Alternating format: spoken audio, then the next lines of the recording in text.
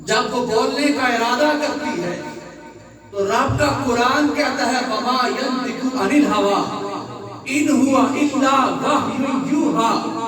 اور جب وہ محبوب پھینکتا ہے تو رب کہتا ہے وما رمیت اذ رمیت ولکن اللہ رمی، اور جب اس محبوب کے چہرے کی باری آتی ہے رب کا قرآن کہتا ہے والضحیٰ، جب وہ زلفیں سنوارتا ہے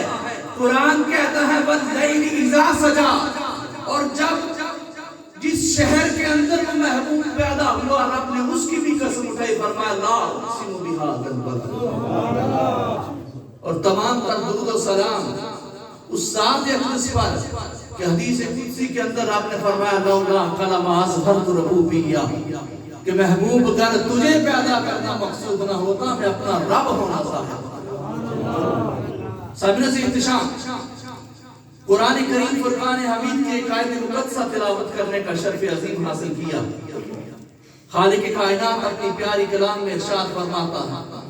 کہ اے محبوب صلی اللہ علیہ وسلم فرما دیجئے کہ میں تم سب کی طرف اللہ کا رسول بن کر اللہ رب العزت اپنے محبوب سے فرما رہا ہے کہ اے محبوب اپنی زبان اقدس سے فرما دیجئے کہ میں تم سب کی طرف اللہ کا رسول بن کر آیا۔ اب چاہے کوئی کافر ہو، کوئی مسلمان ہو، عیسائی ہو، یہودی ہو، چاہے جو بھی ہو، حضور علیہ السلام کی رسالت سب کے لیے عام ہے۔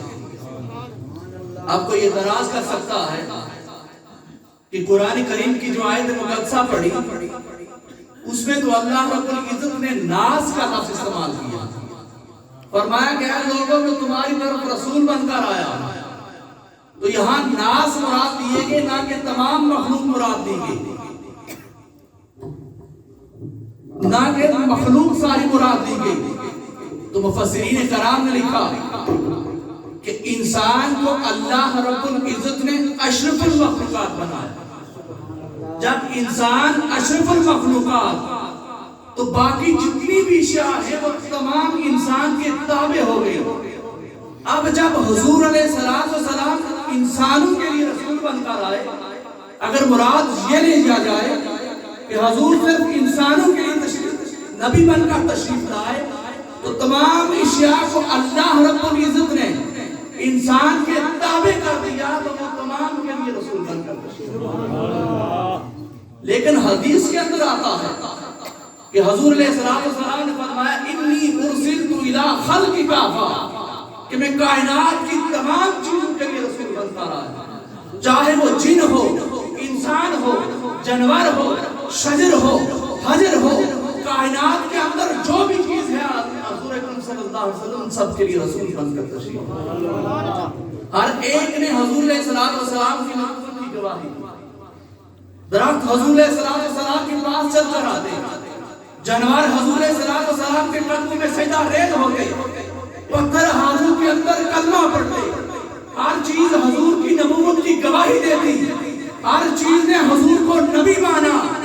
اگر نہیں مانا ابو جہل، ابو لہب اور اس کی نسل نے نہیں مانا۔ آج بھی اگر کوئی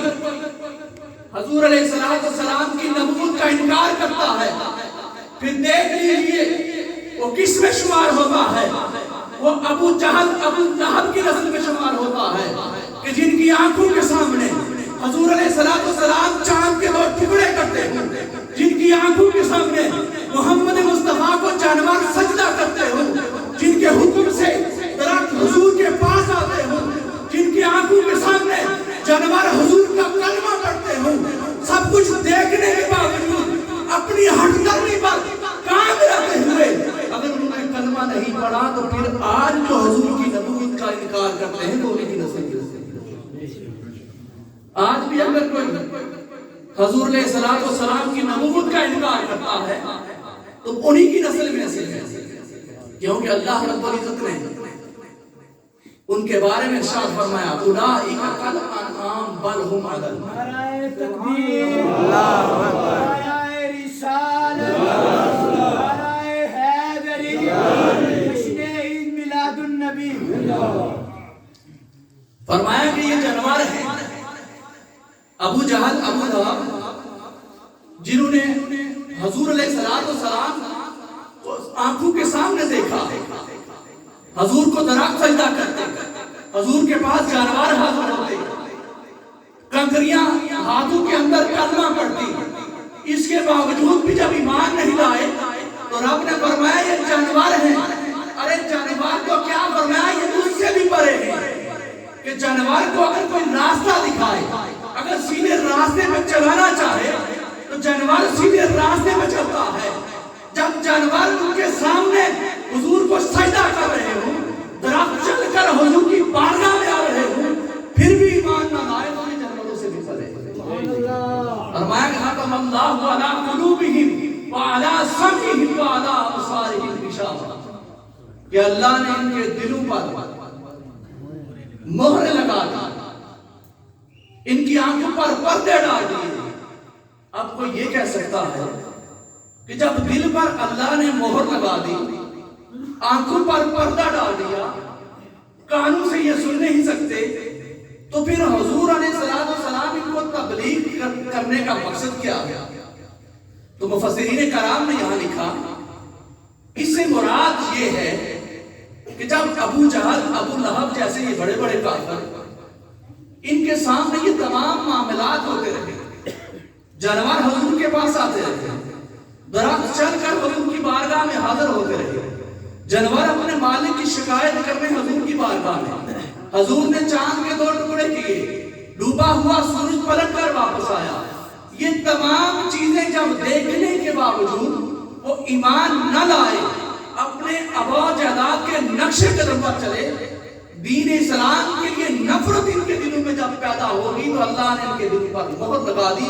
کہ میری توحید کو ماننے کے لیے تیار نہیں، میرے نبی کی رسالت کا انکار کرتے ہیں۔ سنت احتشام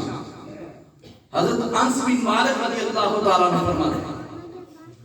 آپ فرماتے ہیں کہ ہم حضور علیہ السلام کے ساتھ بیٹھے ہوئے ایک دوسرے کی عبادتوں کی زیادتی کا تذکرہ کر رہے تھے، ایک دوسرے کی عبادت کا تذکرہ کر رہے تھے، ایک شخص آتا ہوا نظر آیا، جب وہ قریب آنے لگا حضور علیہ السلام نے فرمایا کہ مجھے اس کے چہرے سے شیطانیت نظر آتی ہے۔ جب وہ قریب پہنچا حضور علیہ السلام کو سلام کیا، جب حضور کو سلام کیا حضور نے اس سے پوچھا کہ ذرا یہ تو بتا جب تو وہاں سے آ رہا تھا تو تیرے دل کے اندر یہ گمان تھا کہ یہ جو بیٹھے ہوئے ہیں حضور ان کے صحابہ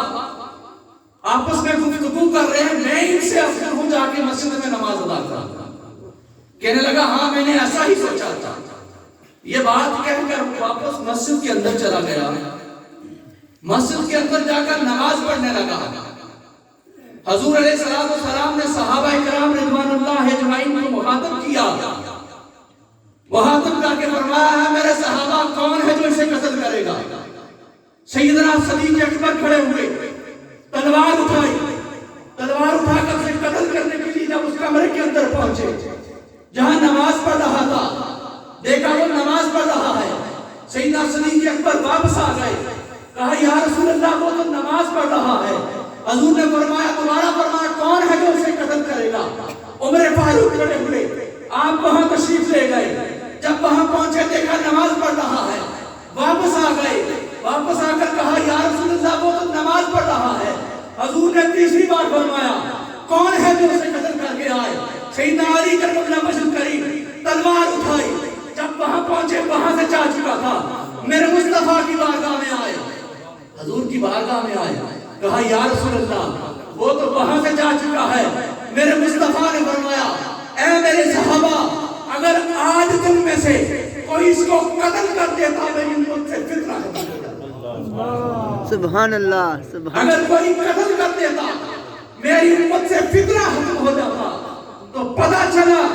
کہ جب تک حضور کی محبت، حضور کی مودت، حضور کی اطاعت، حضور کا ادب انسان کے دل میں نہ ہوگا، چاہے جتنی مرضی نمازیں پڑھتا رہے، جتنی مرضی سجدے کرتا رہے، جتنی عبادات کرتا رہے، اللہ رب العزت اس کی عبادت کو قبول نہیں فرمائے گا جب تک حضور کی محبت دل کے اندر۔